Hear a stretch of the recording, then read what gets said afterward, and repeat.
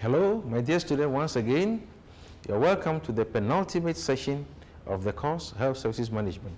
This one focuses on human resource management for health. In this outline, we're going to discuss the fundamentals of human resource management for health. We'll look at some of the key functions in human resource management, look at certain activities such as motivation in healthcare, conflict management, group dynamics, performance management, and performance appraisal. So, the first topic, the fundamentals of human resource management in health. What is human resource management? Basically, you remember that one of the managerial functions you study is called staffing. So, staffing is basically what human resource management is about. It implies that people are being placed in positions for specific functions or for specific activities. So, this staffing function must be carried out very carefully such that square pegs are not placed in round holes and vice versa. So basically, human resource management can be defined as the process of bringing people and organization together so that the goals of the organization and the goals of the individual or the people are met. So there is that function which focuses on the people. There's a function that focuses on the organization. They both have what expectations and goals. This must be met in any human resource activity. So it is that part of management process which is concerned with the management of manpower or workforce in an organization. Human resource management has various scopes, but generically, these are the aspects. First, we have the personnel aspects, which is concerned with manpower planning, recruitment, selection, placement, transfer, promotion, training, development, discipline and discharge, layoffs, retrenchment, remuneration, incentives, productivity, and all other activities that are directly related to what? The personality of the worker. Then we also have the welfare aspect.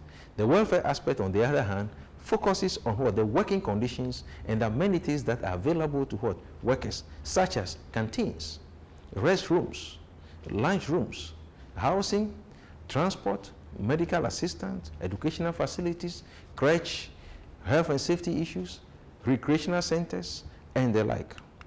And then we also have the industrial relation aspect.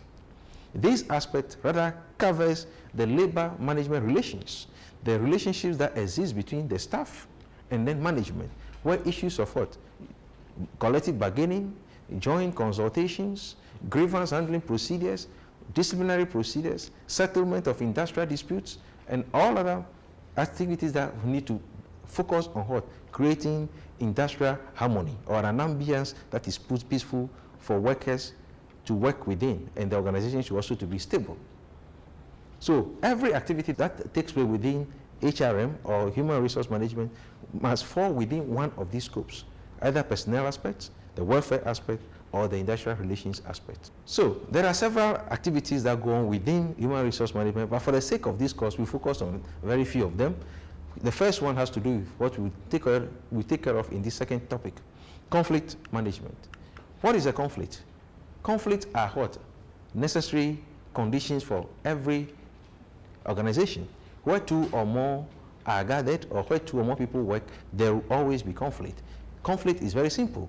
It is just an activity that describes differences in opinion, differences in perspective, differences in personalities, and it must involve at least two or more people.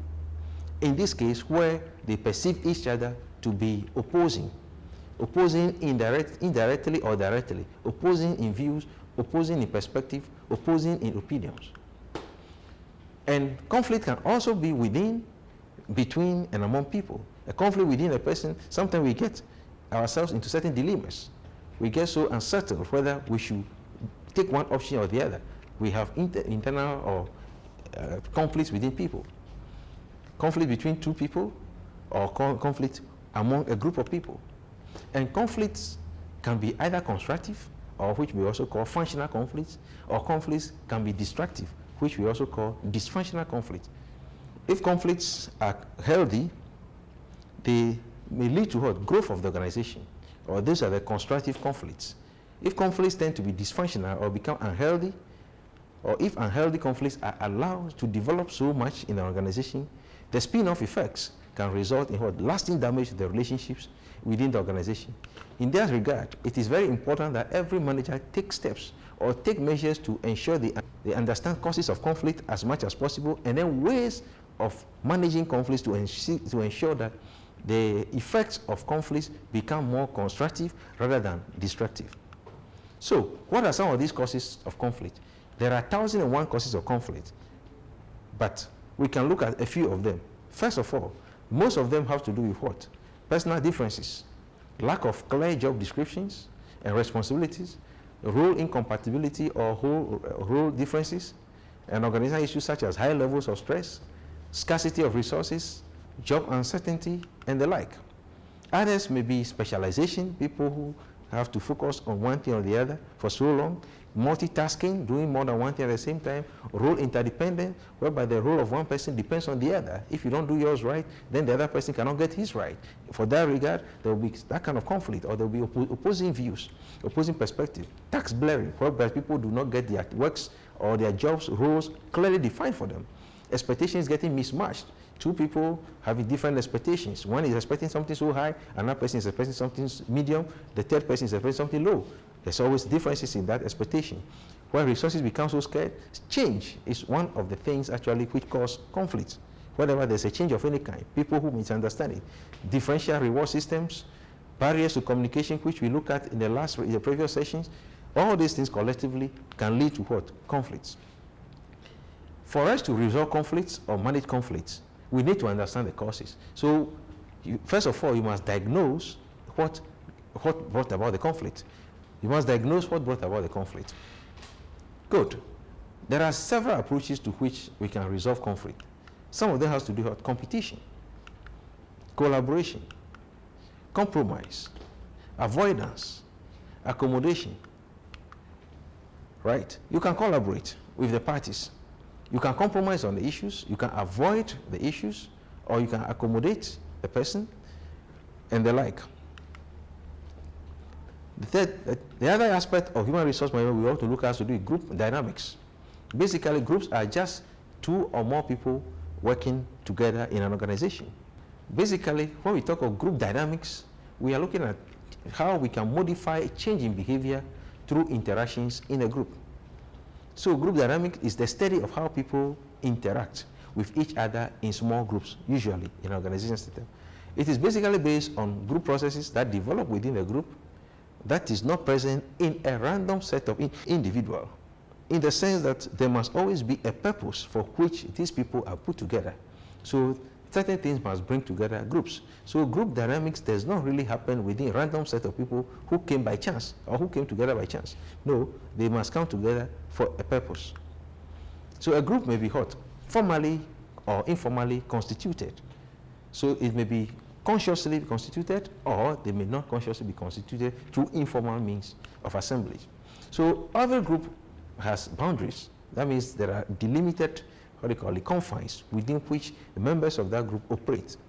Common healthcare groups include staff support groups, self-help groups, and the like.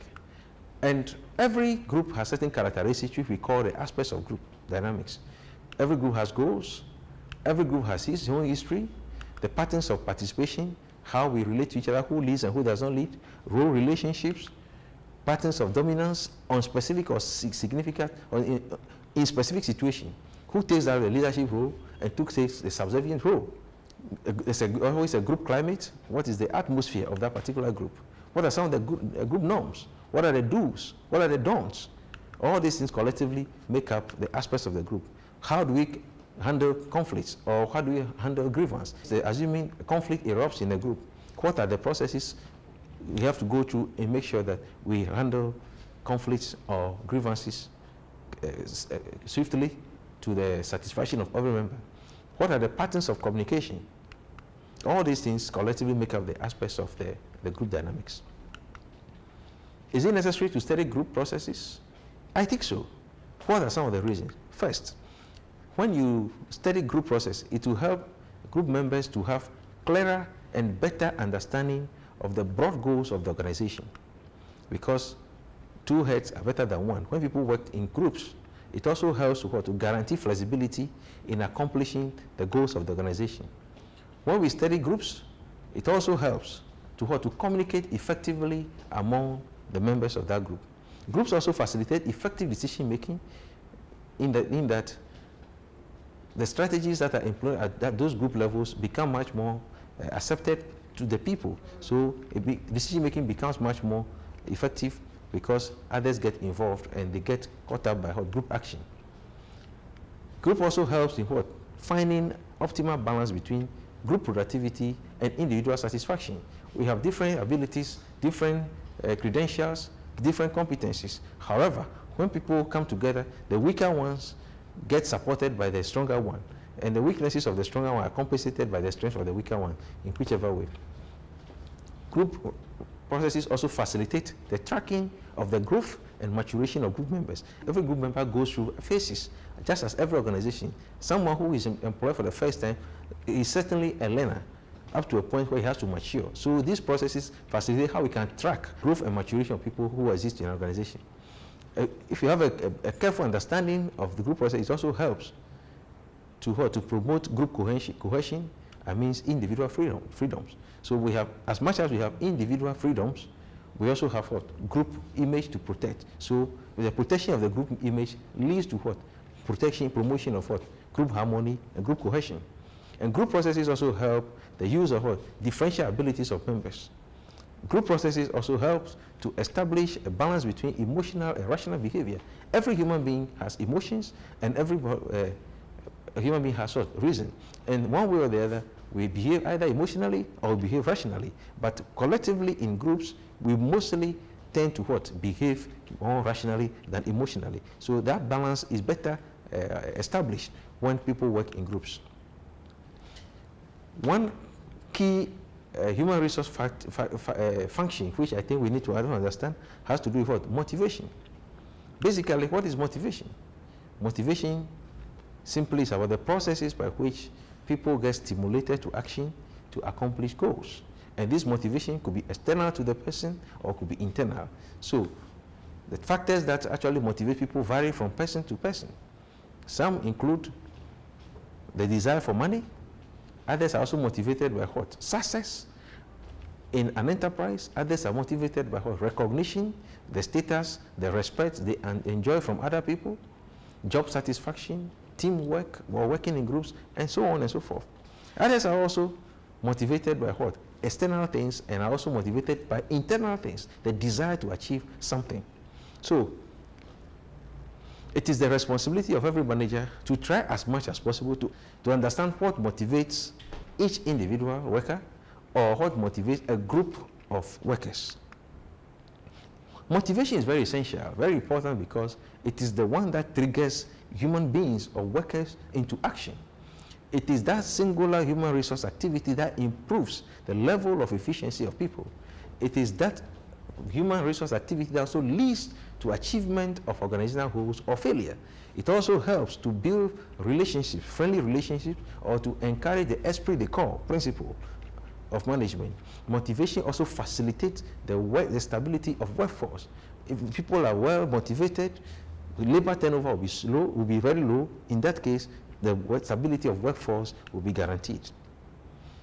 There are various schools of thoughts that actually explain what motivates people and all that, which we collectively refer to as theories of motivation. So we look at few of them, and generically, theories of motivation can be described into two, or can be classified into two. We have what we call the content theories, or what we also refer to as need-based theories. And then we also have process theories or cognitive theories. Content theory or need theories, because they focus on the factors that are internal to the individual that will energize their behavior or that will direct their behavior, because they are internal to the person. So they are based on their need to satisfy. Whereas the other one has to do with process or cognitive theories. And the cognitive theories here, they focus on the conscious human decisions that people make, or conscious human decision processes that will explain what motivates them or what will direct their behavior. So it is not necessarily to satisfy a need, but based on conscious human decisions that will make you decide, I have to do this because this, or I will not do this because of that.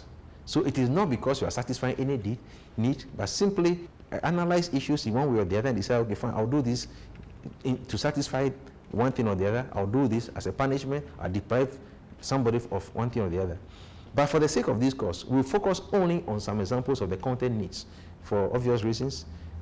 Some of them has to do with what we call the hierarchy of needs theory, which has been postulated by Abraham Maslow, and I believe you are very much aware of it. In this theory, it basically says that human needs can be classified into 5. First, the basic needs, which we call survival needs or physiological needs. Every human being believes that every human being satisfies these needs according to that hierarchy. That is why it is called hierarchy of needs theory. First, satisfy the physiological needs.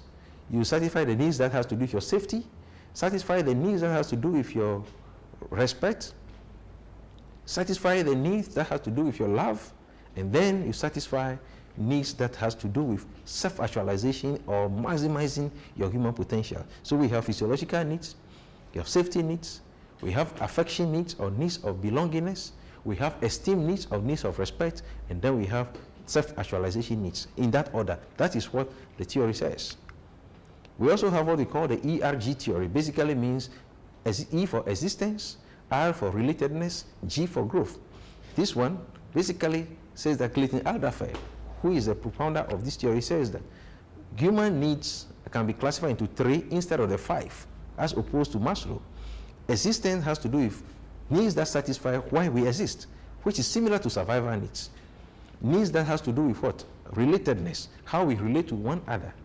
And the needs that has to do with our growth, which also has to do with our satisfaction. So this categorization of these 3 needs is basically that you have to satisfy this, but not in any particular order, just as the previous hierarchy of needs said it. So this one, you can choose to satisfy the related needs first before the existing needs, or the growth one, and the vice versa. So there shouldn't be any direct structure whereby you have to follow that hierarchy, say E before R before G, no. And then we have what we also call the 2-factor theory, or the motivator hygiene factor theory, which basically is Friedrich Herzberg's theory, says that, look, everything that motivates people can be classified into 2. We have things that are motivators, which actually drive them to what? To do something extra. And then we have things which we call the hygiene factors. The hygiene factors, basically, their presence actually does not necessarily motivate people, but their absence will actually demotivate people. So the hygiene factors are basically things that are necessary for us to continue to live or to exist. But the motivators are the things that have to do with something that will challenge us to achieve something. So for hygiene needs, it's things that keep body and soul together. Whether you have a house, whether you have a car, you have food to eat, basic necessities of life. Yes, you need them to be there, but they don't drive you to do anything extra. So managers should be able to identify and categorize the needs of their workers into these groups, motivators and hygiene, to know that for your worker to go beyond the norm or the status quo, then you have to challenge them with what? Something that they will seek to achieve greater things. That has to do with the motivators. And then we have the acquired needs theory, or the learned needs theory, which is also called the 3 needs theory by David McClelland. Basically, needs of people can be classified into what? 3.